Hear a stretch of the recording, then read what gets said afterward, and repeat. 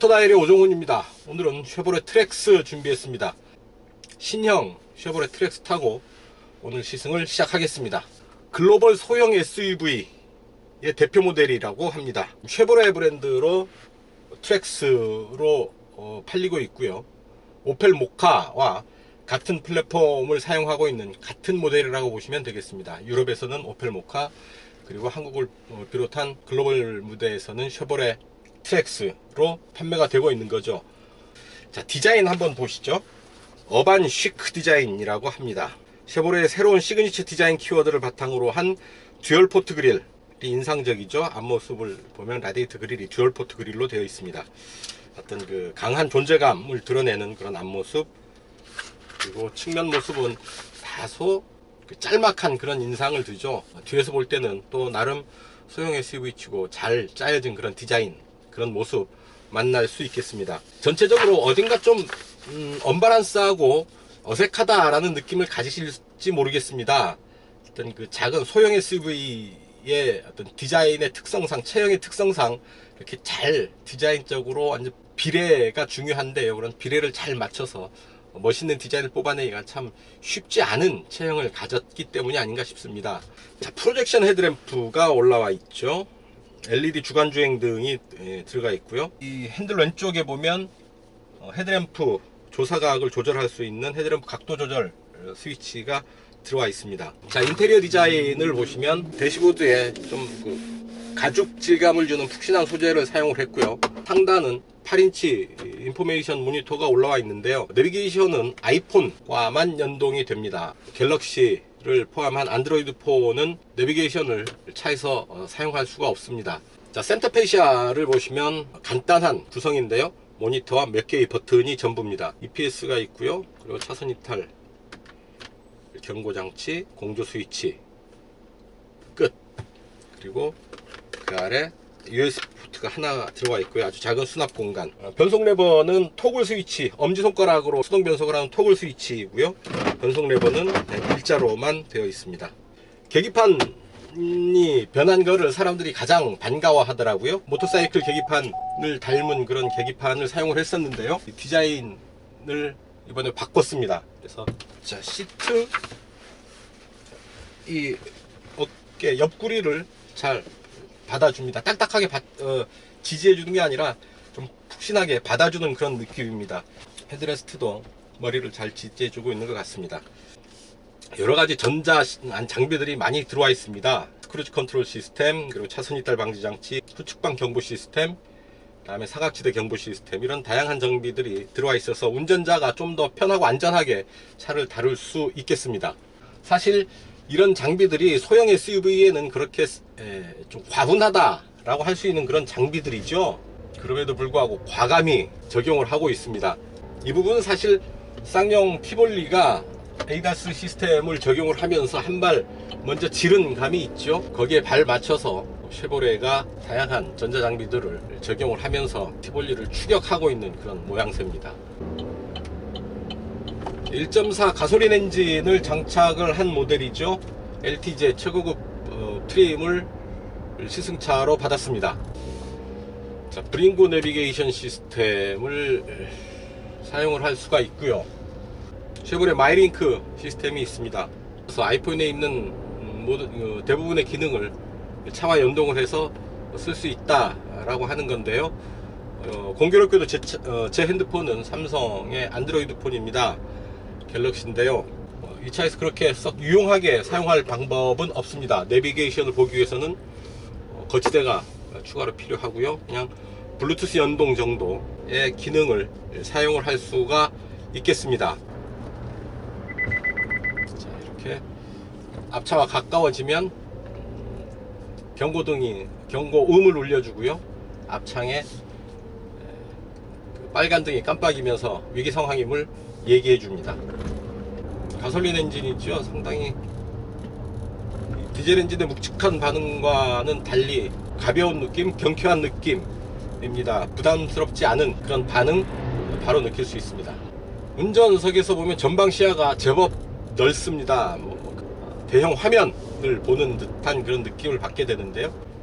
대시보드 그러니까 인스트루먼트 패널이 상당히 내려와 있는 그런 모습입니다. 덕분에 확 트인 개방감을 느낄 수 있는 거죠. 작은 차여서 조금 답답한 그런 느낌을 혹시 받을 수도 있지 않을까 하는 생각을 했는데요. 역시 이런 부분들 감안을 해서 보면 그렇게 감각적인 느낌으로는 그렇게 좁다라는 느낌은 안 듭니다. 가솔린 1.4 터보, 그렇게 큰 힘 쓸 것 같지 않은 그런 그 배기량이죠. 최고 출력 140마력입니다. 과거에 뭐 거의 2.0 엔진에서나 기대할 수 있었던 그런 출력을 1.4 가솔린 엔진으로 만들어낸다라는 얘기죠. 터보를 장착한 1.4 엔진, 그렇게 만만하게 봐선 안 될 것 같습니다. 순간적으로 치고 나가는 그런 그 가속감이 제법 있고요. 약간의 지체 현상을 느낄 수 있지만 일단 터보가 작동을 하기 시작하면 제법 힘을 씁니다. 최대 토크는 20.4kgm입니다. 1850rpm 서부터 발휘가 된다라고 하네요. 그럼 뭐 거의 2000rpm 전후를 많이 쓴다라고 한다면 움직이는 영역 안에서 늘 최대 토크를 확보할 수 있다 라고 봐도 무방하겠습니다. 있습니다만 봅시다.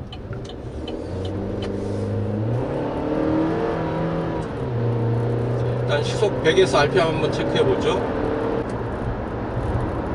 시속 100입니다.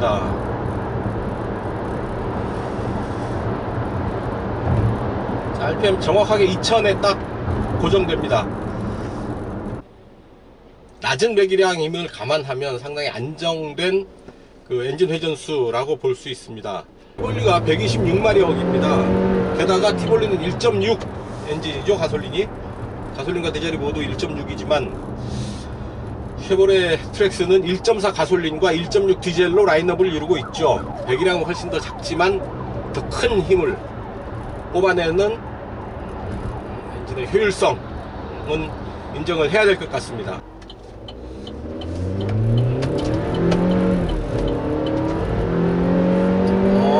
가속감 제법 빠른데요. 자, 공차 중량이 1370kg입니다. 상당히 가벼운 몸이죠.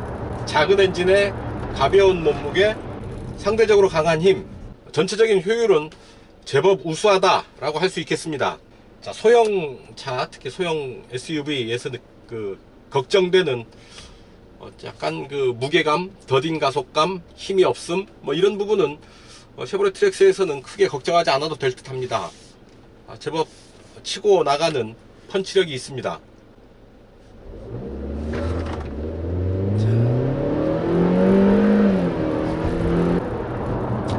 콱 밟으면 처음에는 약간 멈칫하네요. 멈칫하고 잠깐의 시간이 흐른 뒤에 일단 탄력을 받기 시작하면 빠르게 속도를 올립니다.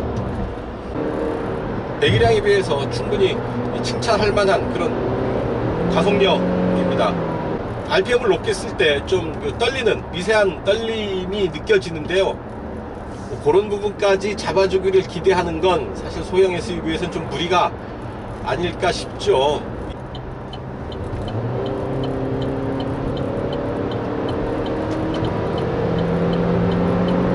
자, 고속주행 한번 빠르게 달려보는데요.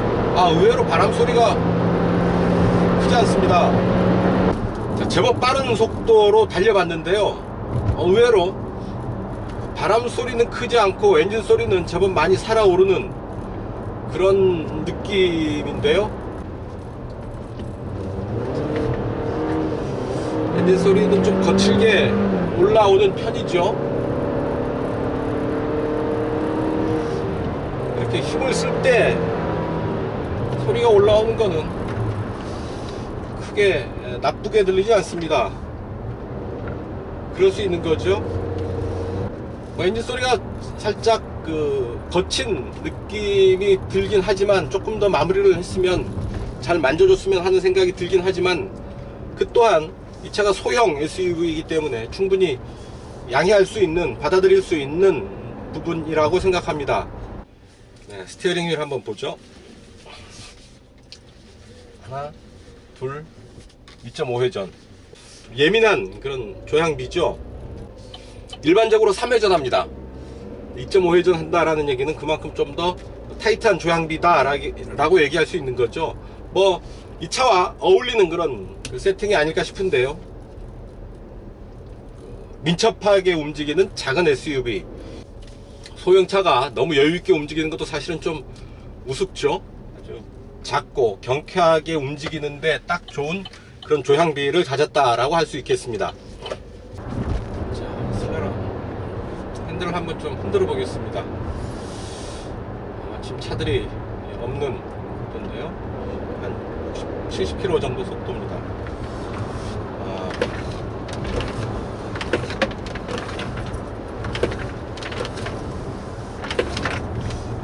차 높이가 있어서 턴할 때 몸이 약간 쏠리는 그런 느낌은 있습니다. 하지만 차체를 제어하는 데는 전혀 아무런 문제가 없고요. 다만 몸이 느끼는 어떤 그 불안감, 흔들림, 기울기를 느끼는 몸의 느낌을 속일 수는 없습니다. 차의 형태가 좀 그 짧고 오똑한 그런 스타일이죠. 좁고 짧은 그런 비례입니다. 제대로 된 안정감을 확보하기에는 아무래도 한계가 있는 그런 체형을 가진 거죠. 그래서 차체가 이렇게 급하게 자주 흔들릴 때는 탑승객들의 몸이 느끼는 불안감을 완전히 숨길 수는 없겠다 라는 겁니다. 자, 와인딩 오르막 갑니다. 엔진이 안쓰러울 만큼 힘을 씁니다. 제동 좋고요. 변속 쇼크가 거의 없고요. 아주 가끔 그 툭툭 걸리는 느낌이 들 때가 한두 번 있는데요. 평소 일반적인 주행 상황에서는 그런 느낌 거의 느끼기 힘듭니다. 보령 공장에서 만드는 3세대 6단 자동 변속기가 올라와 있습니다. 자, 핸들을 준 채로 변속을 할 수 있고요. 토글 스위치를 조아라 하죠. 엄지손가락으로 까딱까딱 하는 그런 변속. 이게 D레인지에서는 수동 변속이 안 되고요. 토글 스위치를 눌러도 매뉴얼 위치로 레버를 옮긴 다음에 조작을 해야지 원하는 효과를 얻을 수 있습니다. 매뉴얼 변속 모드에서 2단을 놓고 가고 있는데요. 보겠습니다. 속도를 좀 내는데요. 자, 변속이 일어나지 않습니다. 수동 변속을 해줘야, 운전자가 수동 변속을 해줘야 변속이 일어납니다. GM 변속기의 대부분의 GM 변속기들이 이런 특징을 보입니다. 운전자에게 복종하는, 운전자의 지시가 있어야 움직이는 그런 스타일이죠. 가속을 할까 해서 힘을 막 쓰는데 스르르 변속이 되면서 힘이 풀려버리면 운전하는 입장에서는 좀 맥이 빠지겠죠. 그럴 일은 없는 변속기입니다. 충성스럽다고 해야 될까요? 우직하다고 해야 될까요? 저는 수동 모드에서는 이런 반응이 맞다라고 생각을 합니다. 수동 모드를 택한다는 게 뭐겠습니까? 결국 운전자가 자기의 의도대로 차를 다루고 싶다라는 얘기일 텐데요. 수동 모드에서조차 스스로 알아서 변속이 일어나고 한다면 좀 운전하는 맛을 느끼기에는 약하겠죠. 그런 면에서 젠3 6단 변속기 제 취향에는 마음에 듭니다. 자, 와인딩 로드를 올라갑니다. 자, 킥다운 버튼은 없고요. 가속 페달은 그냥 바닥까지 밋밋하게 그냥 밟힙니다. 오르막인데도 있는 힘껏 힘을 씁니다. 전혀 힘겨워하지 않습니다. 140마력의 힘 상당히 강하게 느껴집니다. 앞에 맥퍼슨 스트럿, 뒤가 토션빔 방식의 서스펜션입니다. 탁 트인 시야, 사이드 미러도 큼지막해서 충분한 시야를 제공을 해주고요. 룸미러도 후방 시야를 아주 시원하게 보여줍니다. 미러에 걸리는 부분이 거의 없습니다. 이 차의 타이어 215R18 사이즈의 컨티넨탈 타이어가 적용되어 있습니다. 자, 빠르게 달릴 때 차가 살짝 뒤뚱거리는 느낌을 받습니다. 아주 착 가라앉는 그런 고급스러운 주행 안정감은 아니란 얘기죠. 자, 삑삑삑 소리는 차선 이탈 방지 장치, 차선 이탈 경고 장치죠. 방향지 시동을 켜지 않고 차선을 밟을 때 혹은 차선을 넘어가려 할 때 소리로 경고를 해주는 겁니다. 자, 방향지 시동을 넣으면 소리가 안 나죠. 자, 이 차 보스 오디오 시스템 들어와 있는데요. 소리가 어느 정도 느낌을, 질감을 줄까요? 음질이. 못하고 애태우던 그날들을 당신은 알고 있었어. 자, 이 정도의 오디오, 고급이라고 할 수는 없지만 듣기에 편안한 수준의 음질을 보여줍니다. 자, 2천만원대 전후의 가격으로 살 수 있는 SUV라는 게 이 차의 매력이 아닐까 싶습니다. 자, 고속주행에서도 바람 소리에 밀리지 않습니다. 인진 소리가. 자, 5000rpm, 5500rpm까지 올라가는데요. 브레이크가 차의 속도와 무게를 그렇게 버거워하는, 힘겨워하는 것 같지는 않습니다. 배기량이 작은 엔진인데 제법 큰 힘을 가졌습니다. 게다가 차체 무게도 그렇게 무거운 편이 아닙니다. 가볍습니다. 그래서 주행 과정에서 나타나는 힘의 질감은 상당히 강합니다. 좀 더 같은 140마력이지만 몸이 느끼기에는 훨씬 더 강하게 와 닿는다 라는 얘기죠. 다운사이징 엔진이 노림수, 역시 효율이겠죠. 힘의 효율. 그런 면에서 트랙스 1.4 가솔린 터보 역시 힘의 밸런스, 효율이 아주 참 좋다 이렇게 느껴집니다. 네, 뒷좌석에 앉았습니다. 바른 자세를 하면 이런 자세가 되고요. 약간 기대 앉으면 무릎이 앞시트에 닿는 그런 정도의 공간입니다. 바닥은 손가락 정도 높이의 센터 터널이 올라와 있고요. 그리고 헤드레스트를 평소에 사람이 안 앉을 때는 이렇게 낮게 배치되고요. 걸리죠. 그래서 이렇게 올리면 자연스럽게 올라가서 머리를 지지해 주게 됩니다. 뒷좌석은 이렇게 접을 수가 있는데요. 접기 위해서는 아래 시트를 앞으로 제낀 뒤에 뒷좌석을 이렇게 접으면 뒷 시트가 이렇게 접히게 됩니다. 암레스트를 내리면 이렇게 두 개의 컵홀더를 넣을 수 있는 공간이 나타나고요. 센터 콘솔 뒤쪽으로 220V 그 전원을 사용할 수 있는 전원 연결구가 배치되어 있습니다. 뭐 노트북 간단히 충전을 한다든지 할 때 상당히 유용할 것 같습니다. 자, 머리 윗 공간이 제법 생각보다는 여유가 있는데요. 주먹을 하나 넣고도 여유가 더 있습니다. 이렇게 보니까 지붕을 이렇게 높낮이 차이가 이 정도가 납니다. 쭉 오다가 안으로 판 거죠. 파고 올라가서 머리가 앞으로 오면 거의 닿죠. 그리고 뒤로 가면 주먹 하나 이상의 공간을 확보하고 있습니다. 자, 시트의 질감이 가죽은 아니겠죠. 가죽은 아닌데 가죽의 질감을 주는 이런 소재를 사용을 해서 나름 고급스럽게 꾸몄고, 게다가 브라운 컬러, 블랙 앤 브라운 컬러, 투톤 컬러를 적용을 해서 역시 소형 SUV다운 좀 발랄한 인테리어를 만들어내고 있습니다.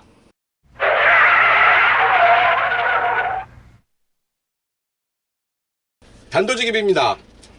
지붕의 끝선, 윈드실드와 만나는 지붕의 끝선, 제가 만나본 차 중에 최악의 수준입니다. 어떤 그 재질의 단면이 우들투들 다 드러나 있는 것은 물론이고 접착제의 끈적임이 손에 닿을 정도입니다.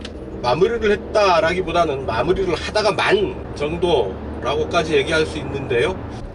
버튼의 조작감도 이렇게 썩 부드럽지 않습니다. 그래서 뻑뻑하고 거친 그런 느낌인데요. 버튼의 조작감을 좀 더 부드럽게 해줬으면 좋겠습니다.